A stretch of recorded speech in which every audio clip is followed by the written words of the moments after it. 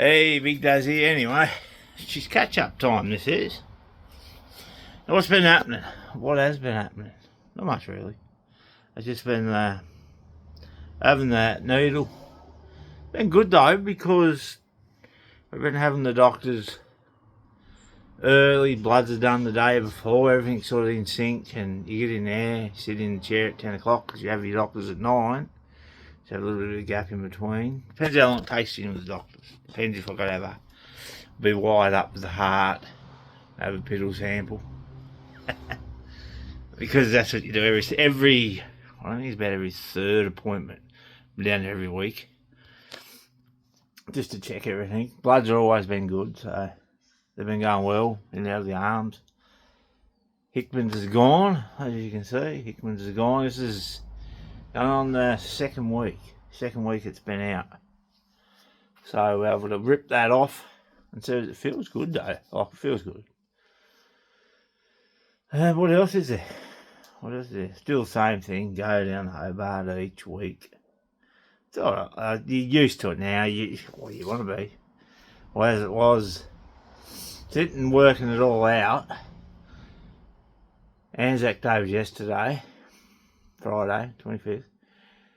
So I was actually in hospital that day. The week before that, I was in hospital and I was told I was going to die by one of the doctors down there. Wasn't even a proper cancer doctor. So it was pretty grim. Like it was, yeah. And you still think about that day.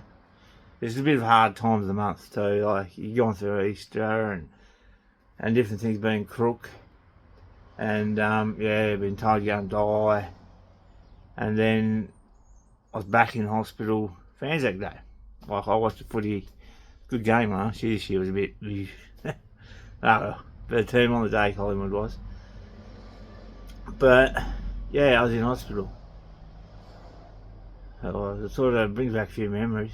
My face was out here, couldn't eat, couldn't drink, and then I was having biopsies and blood tests, and my arms were that sore from the blood tests. So it was just a nightmare. Yeah, so this few weeks over, I was able to get over them. So it's been over 12 months since I've been diagnosed. And yeah, and then she was pretty much come out of hospital, and so it was good to be home this year. It brings back a lot of memories.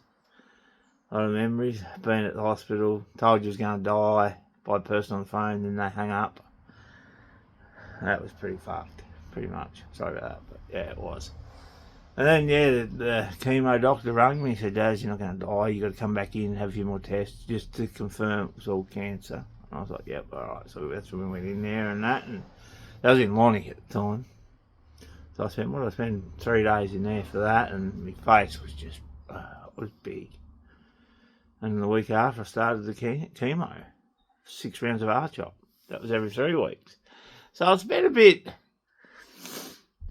I mean, my treatment at the moment's been easy. It's just been all the other stuff, the mental side of it all. It's pretty chubbed up, if you want to call it like that. It's pretty, yeah.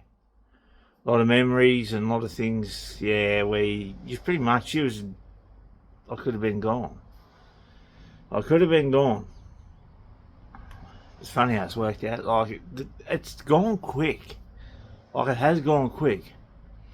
From thinking there it's been 12 months, like it was, and that's when we sort of hit the R-chop the week after, so that'd be next week.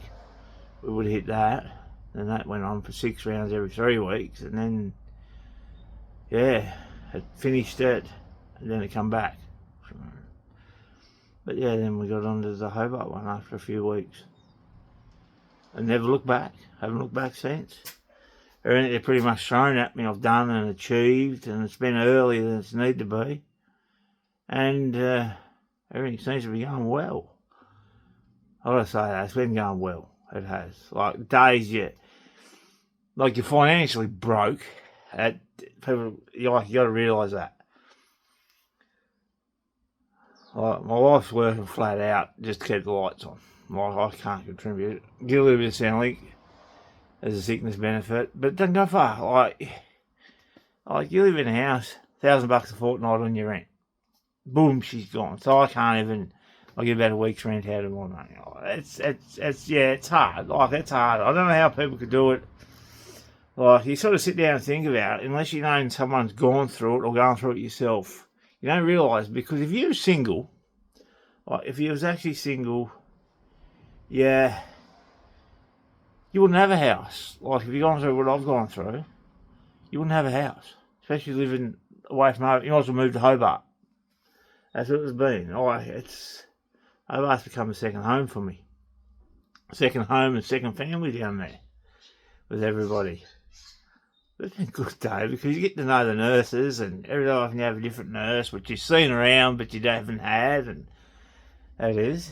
It's pretty cool, but in one way, I'm glad it's over. But yeah, so treatment's going well. Treatment's going really well. It's hard to say. You're fatigued. Like, you're fatigued something chronic. Some days you just don't want to get up and go. And it's hard because your mind wants to go, but your body doesn't. And unless you're going through that sort of thing, it's hard to wrap your noggin around because, I'll look over this way. I keep looking that way. It should be that way. But yeah, you're mentally fatigued as well. Like, you're fatigued. Depression is there. Like, you're going to be depressed no matter what cancer you're going through because you think you're going to die.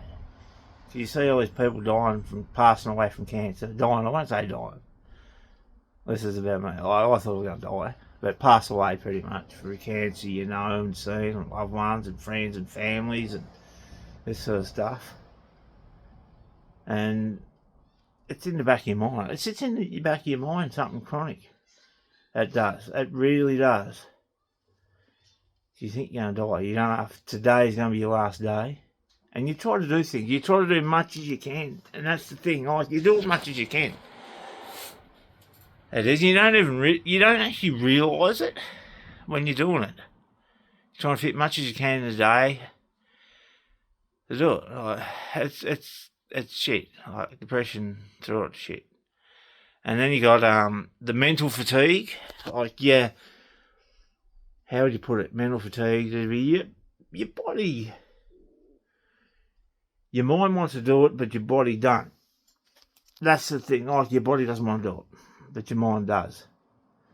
That's hard because you're thinking, I know what I've got to do, but you go to do it and your body's it's just gone. Usually you get about half a day of energy, and then it's pretty much some mornings you don't want to get up. You just want to sit there and do nothing. And that's the other part of it, mentally fatigued. Like, you can have depression, but then you got mental fatigue as well. I don't know if that's a proper word, but we'll call it a word. Word for the day, mental fatigue.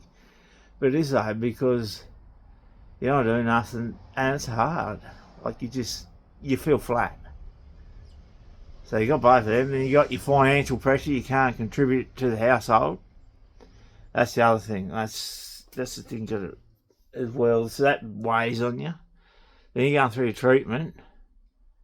As I said, my treatment's going well. So it's going well.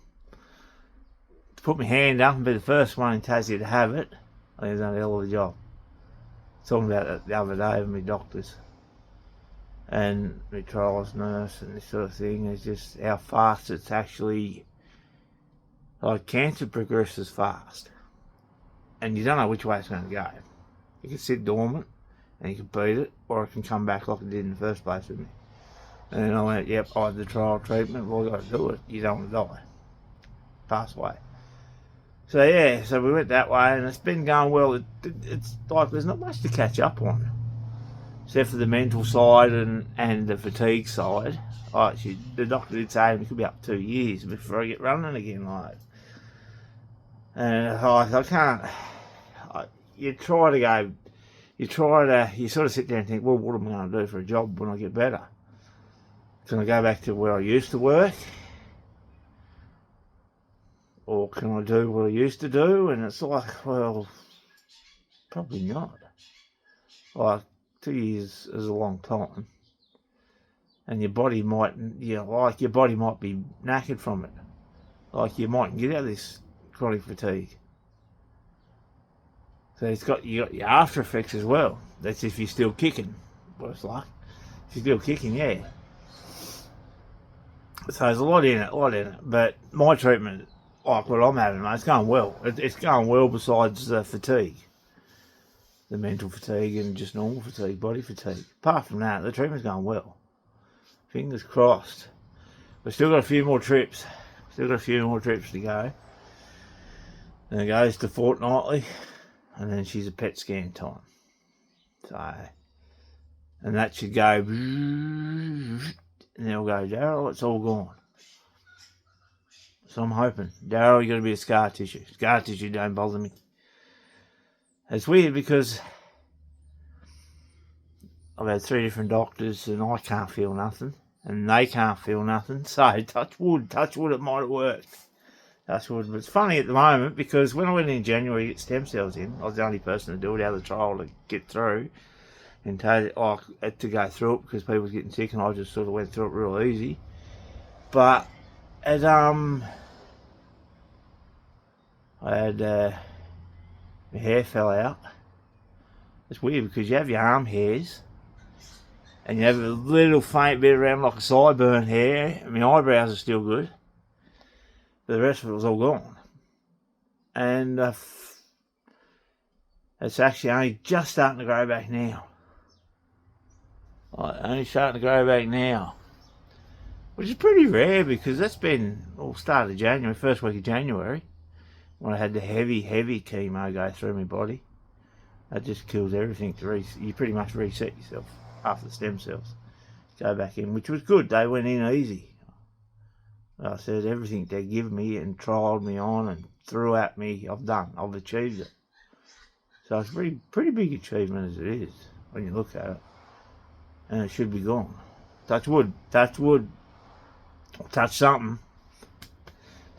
But so there's not much to catch up on really. It's just fatigue and so I reckon we'll just leave it at this. A bit of everything in this video. A bit of a catch up, a bit of a talk, and yeah. Alright, might leave it all to it.